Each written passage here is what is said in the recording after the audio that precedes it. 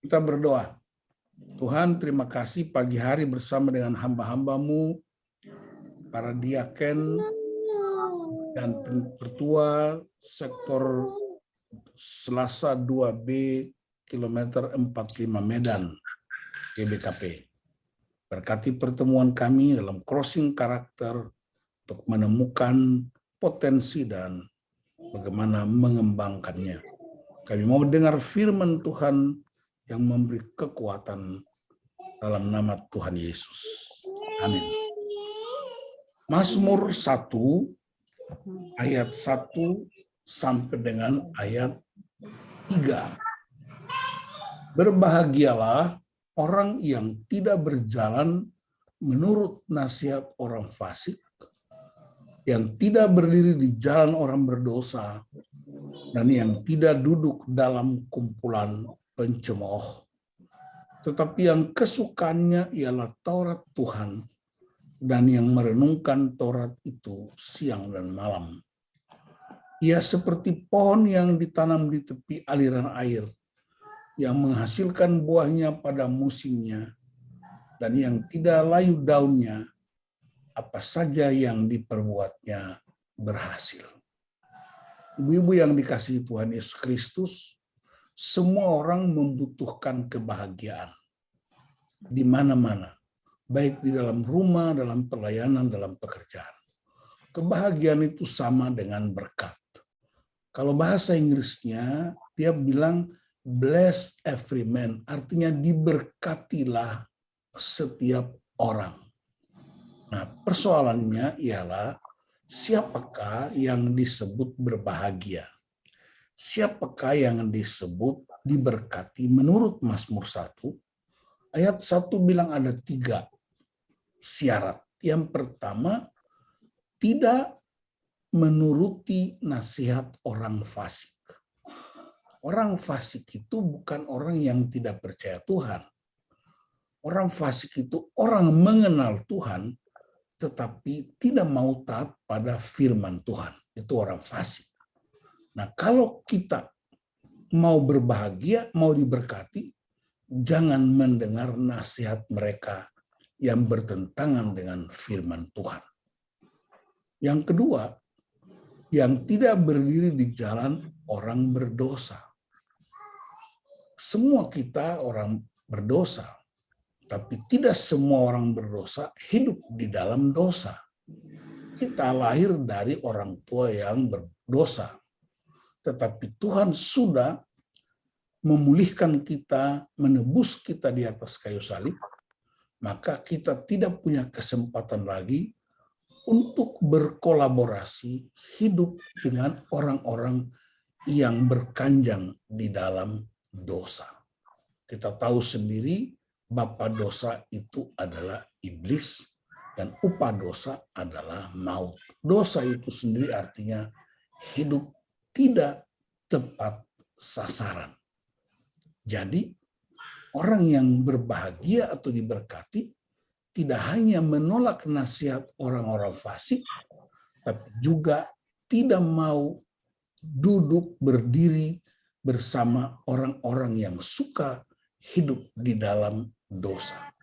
Yang ketiga, tidak duduk dalam kumpulan pencemooh. Pencemooh itu bukan orang sekedar menggosip, tapi orang yang suka membuli firman Tuhan. Orang suka mengejek firman Tuhan. Orang suka mengejek Tuhan.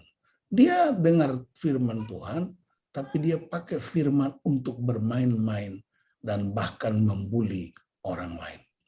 Nah, jadi ada 3 hal yang mesti kita hindari supaya kita disebut orang yang berbahagia, orang yang diberkati, tidak berjalan menurut nasihat orang fasik, tidak dituntun oleh orang fasik, tidak berkolaborasi dengan orang yang hidup di dalam dosa terus-menerus, dan tidak bergabung dalam kumpulan para pencemooh yang suka memprotes dan mencemooh firman Allah. Tapi apakah itu cukup? Tidak cukup. Ayat berikutnya, ayat 2 berkata, tetapi yang kesukaannya ialah Taurat Tuhan, Dan yang merenungkan Taurat itu siang dan malam. Jadi bukan hanya kita tolak nasihat orang fasik, bukan hanya tolak berdiri dengan orang yang hidup dalam dosa, tidak hanya tolak kumpulan para pencemooh, tetapi mesti melakukan yang sebaliknya. Yaitu apa? Suka firman Allah. Kalau kita suka firman Allah, maka firman Allah juga suka kita.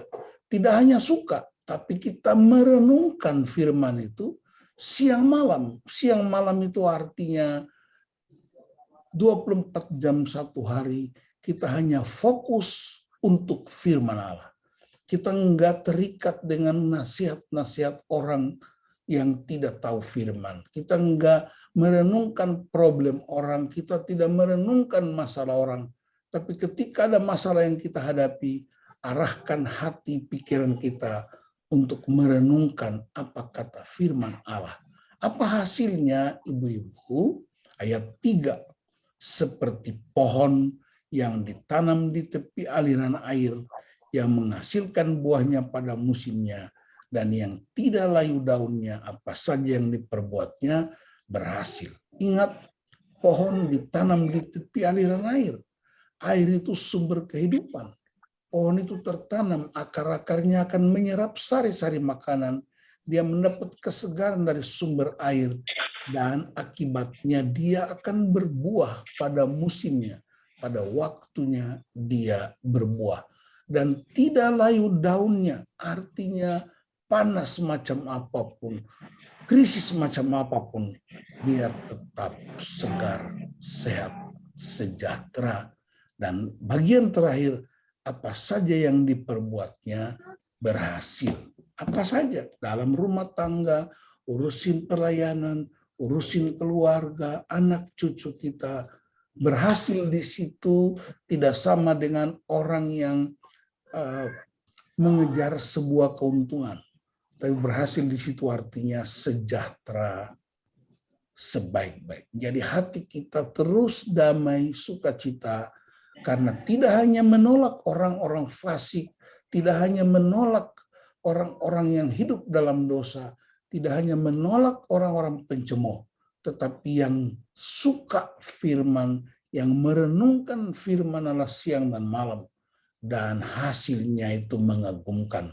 Kita tetap berbuah, berhasil pada musim-musim hidup kita. Dalam usia macam apapun, kita tetap berdampak. Orang datang ke pohon itu tidak hanya cari tempat perlindungan, tapi mereka juga cari buah di pohon itu. Saya berdoa supaya ibu-ibu suka firman, merenungkan firman Allah, berbuah pada musimnya, sudah menjadi nenek pun tetap menjadi tempat perlindungan anak cucu dan memberi kesegaran buat mereka. Tuhan Yesus memberkati sektor majelis sektor 2B GBKP Kilometer Medan untuk kita bahas tentang bagaimana crossing karakter kita berdasarkan firman Allah. Kita berdoa untuk firman Tuhan. Terima kasih Bapa untuk firman-Mu menguatkan, meneguhkan, mengingatkan, dan membuat ibu-ibu ini semakin hari hidup dalam firman, dan mereka berbuah pada musim. Jadi berkat buat keluarga, anak cucu, dan gereja-Mu. Dalam nama Tuhan Yesus Kristus. Haleluya. Amin.